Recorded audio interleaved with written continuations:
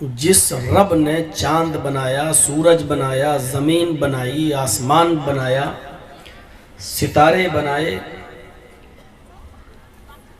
हवा बनाई, बारिश बरसाई,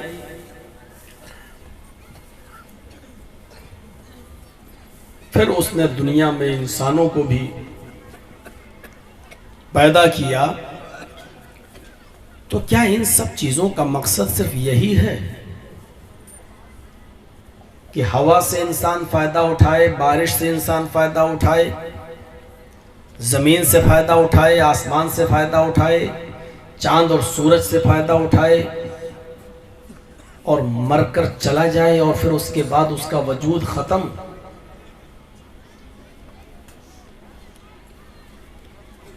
फिर हमारे दुनिया में आने का मकसद क्या है? यहां हम कुछ बोने आए हैं, दाना डालने आए हैं और उसका फल काटेंगे हम आखिरत में। ये दुनिया दारुल अमल है, दारुल जज़ा नहीं है, दारुल सज़ा भी नहीं है। यहां हमें सिर्फ अमल करना है और काटना है उस अमल का फल आखिरत के अंदर, चाहे वो अच्छा अमल हो या बुरा, उसका फल हमें आखिरत में मिलेगा। अगर हमने अच्छा अमल किया है तो अच्छा फल और बुरा अमल किया है तो बुरा फल। इसीलिए कुरान हमें इस बात का हुक्म देता है, जरा ये सोचने की चीज है। अल्लाह ताला ने हमें इस बात का हुक्म दिया है, या अय्युहल्लज़ीना आमनुत्तकुल्लाह, अल्लाह से डरो आए मुसलमानों, आए मोमिनो, अल्लाह से डरो। वल तंजुर, इस शब्द पर गौर कीजिए।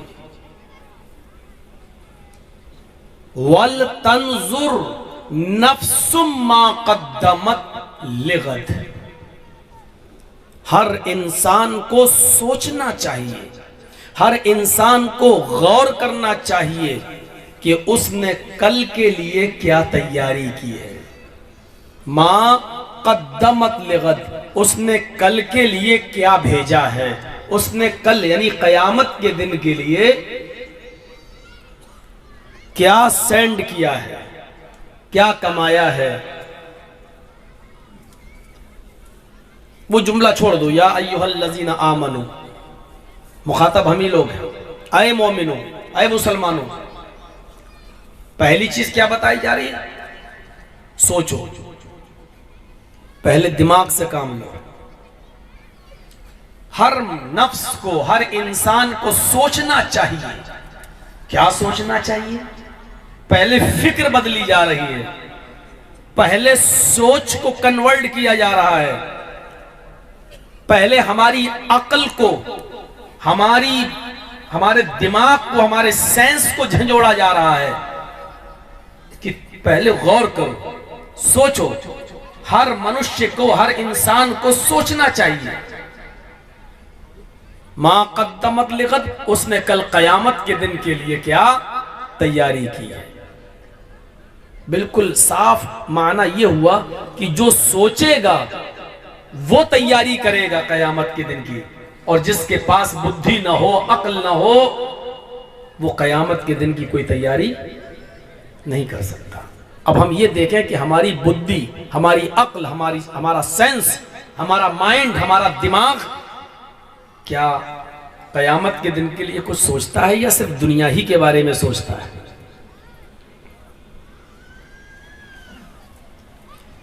जरा इस मिसाल पर गौर कीजिए, एक एग्जाम्पल पर गौर कीजिए। आपकी यहां से बंगाल से कलिया चक और कलिया चक के अतराफ में जो गांव है, हमने बीसियों बार देखा है। जब मालदा स्टेशन से हम यूपी की तरफ जाते हैं, कानपुर वगैरह ट्रेन पकड़ते हैं, ब्रह्मपुत्र मेल, फरक्का वगैरह जब पकड़ते हैं, तो कितने लोगों की लाइन देखते हैं जो ट्रेनों में सफर कर रही है, और उसमें हमारे पहचानने वाले लोग भी होते हैं। कहां जा रहे हैं? सब दिल्ली जा रहे हैं। किसी ने कहा गुड़गांव जाएंगे, किसी ने कहा अलीगढ़ जा रहे हैं, किसी ने कहा क्यों जा रहे हैं? साहब हम लोग लेबर हैं, मजदूरी करने जा रहे हैं।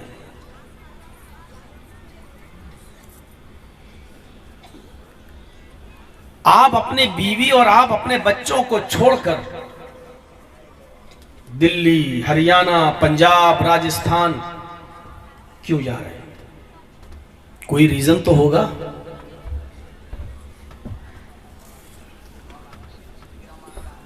मई और जून की गर्मी में एक मजदूर मजदूरी कर रहा है, किसी की दीवार खड़ी कर रहा है, किसी का मकान बना रहा है, कोई बिल्डिंग तामीर कर रहा है। एक तो मई और जून की गर्मी और दूसरी उसकी मेहनत की गर्मी। क्यों वो इतनी गर्मी में ये काम क्यों कर रहा है? रीजन, मकसद सिर्फ यह है कि हम जब मजदूरी करेंगे तो शाम को खाना खा सकते हैं और अपने बच्चों को खिला सकते हैं, और यही कमाई और यही मेहनत जब हमारे पास आएगी तो हम अपने बच्चों का मुस्तकबिल, फ्यूचर अच्छा बना सकते हैं पढ़ा लिखा कर।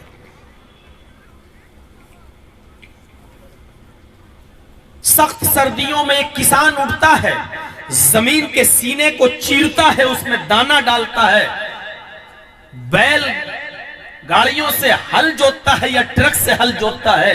सख्त सर्दियों में उठता है सुबह। क्यों उठता है?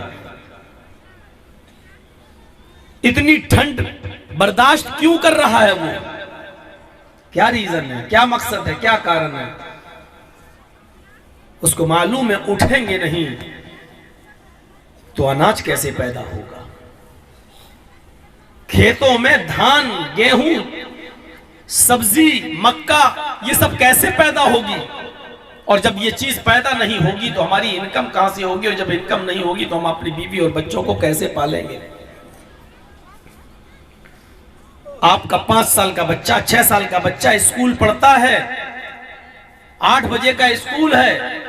उस 8 बजे से पहले आप और आपकी बीवी को उठना पड़ता है, उसका नाश्ता बनाना पड़ता है, उसको नाश्ता कराना पड़ता है, जरूरियात जिंदगी से फारिग करना पड़ता है, उसको ड्रेस पहनाना पड़ती है, फिर उसको आप बाइक पर, साइकिल पर या स्कूल बस पर आप उसको भेजते हैं और वो स्कूल पढ़ने जाता है। क्या आपका कलेजा अंदर से नहीं रोता कि इतने सख्त सर्दी में कोयसा है, कोहरा छाया हुआ है, शबनम गिर रही है और हमारा बच्चा इस सख्त सर्दी में पढ़ने के लिए जा रहा है? आप उस बच्चे को सर्दी में पढ़ने के लिए अपने घर से क्यों निकाल रहे हैं, क्यों भेज रहे हैं?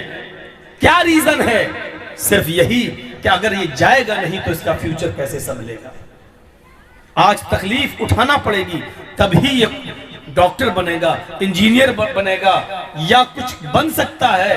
अगर आपने आज उसके आराम की फिक्र कर ली तो मुस्तकबिल में, फ्यूचर में फिर वो कुछ बन नहीं सकता।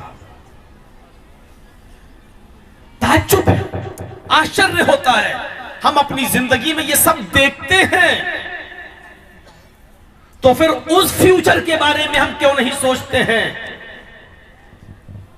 जिसका ताल्लुक जन्नत या जहन्नम से है। हम हुसूल जन्नत के लिए, जब एक मामूली डॉक्टर बनने के लिए आपको स्कूल सुबह 5 बजे 6 बजे उठना पड़ता है, 7 बजे उठना पड़ता है और कंटिन्यू, और एग्जाम के दिनों में रात भर क्वेश्चन और उसके आंसर की तैयारी करना पड़ती है और देखना पड़ता है। ये सब आप कर रहे हैं, लेकिन ताज्जुब ये है कि जन्नत को पाने के लिए हम सुबह फजर की नमाज में हम नहीं उठ सकते। जोहर के वक्त अपनी ऑफिस और अपना बिजनेस बंद नहीं कर सकते हैं। ईशा की नमाज से पहले सो गए और ईशा की अजान के वक्त हम मस्जिद में जाकर नमाज नहीं पढ़ सकते हैं, जबकि हमें मालूम है कि एक मामूली सी चीज को पाने के लिए आपको मेहनत करना पड़ेगी। 2 टाइम खाना खाने के लिए भी आपको ई रिक्शा चलाना पड़ेगा, या कोई बिजनेस करना पड़ेगा, या कोई मजदूरी करना पड़ेगी। हाथ पे हाथ धरे बैठे रहने से एक वक्त कोई खिला देगा, 2 वक्त खिला देगा, लेकिन पूरी जिंदगी आपको कोई नहीं खिला सकता है। ये हम देख रहे हैं अपनी जिंदगी के अंदर, लेकिन इसके बावजूद उस जन्नत को पाने के लिए हमारी कोई कोशिश नहीं रहती है। हम अंदाजा लगा, हमें भी इस कड़ी मेहनत करने की जरूरत है, जिद्दोजहद और अमल। ये जब तक करेंगे नहीं, जन्नत मिलेगी भी नहीं। और जन्नत में जाने के लिए मेहनत करना है, जहन्नम से बचने के लिए भी हमें अपने आप को बहुत से गुनाहों से बचाना भी है। अच्छा अमल करेंगे, नेक अमल करेंगे तो जन्नत मिलेगी। देखिए, दोनों चीजें डिपेंड हैं। जन्नत कब मिलेगी? अच्छे अमाल पर। और जहन्नम से हम कब बचेंगे? गुनाहों के काम छोड़ने पर। ये दोनों चीजें 2 हैं, एक जन्नत है, एक जहन्नम है। अमल भी 2 हैं, एक अच्छे हैं और एक बुरे हैं। जन्नत अच्छे अमल करने पर मिलेगी और जहन्नम से नजात बुरे और गंदे हराम काम छोड़ने पर मिलेगी। हम नमाज तो पढ़ रहे हैं, लेकिन शराब भी पी रहे हैं। हम नमाज तो पढ़ रहे हैं, लेकिन सूद भी खा रहे हैं। हम नमाज तो पढ़ रहे हैं, लेकिन चोरी भी कर रहे हैं। हमारी घर की औरतें नमाज तो पढ़ रही हैं, लेकिन बेपर्दा भी घूम रही हैं। अब आप कहिए मौलाना जन्नत तो मिलेगी, नमाज पढ़ रहे हैं। हाँ, अच्छे अमल कर रहे हैं, जन्नत मिलेगी, लेकिन बुरे काम पर जहन्नम भी मिलेगी।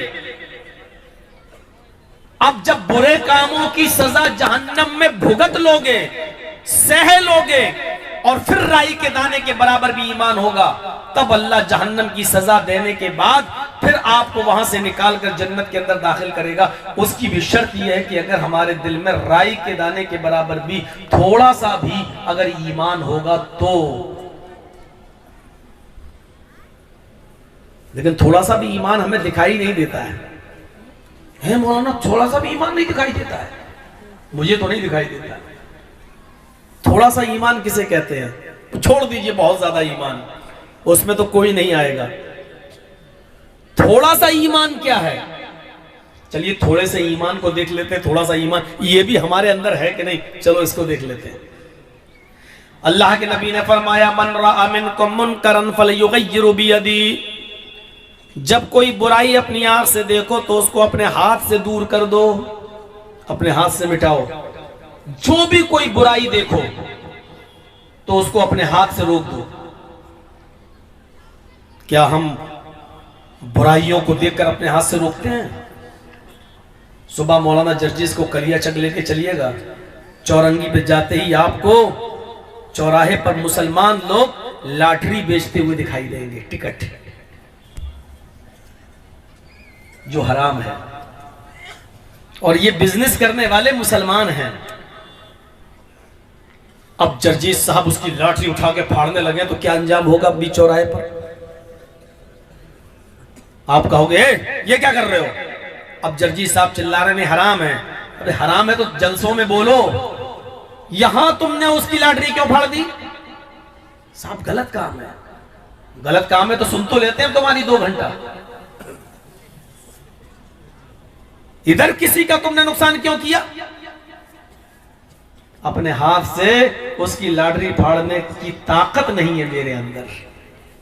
क्योंकि अगर आज हम ये बुराई रोकेंगे, कल उसी के बगल में दूसरा आदमी दूसरी बुराई कर रहा है। क्या कर रहा है?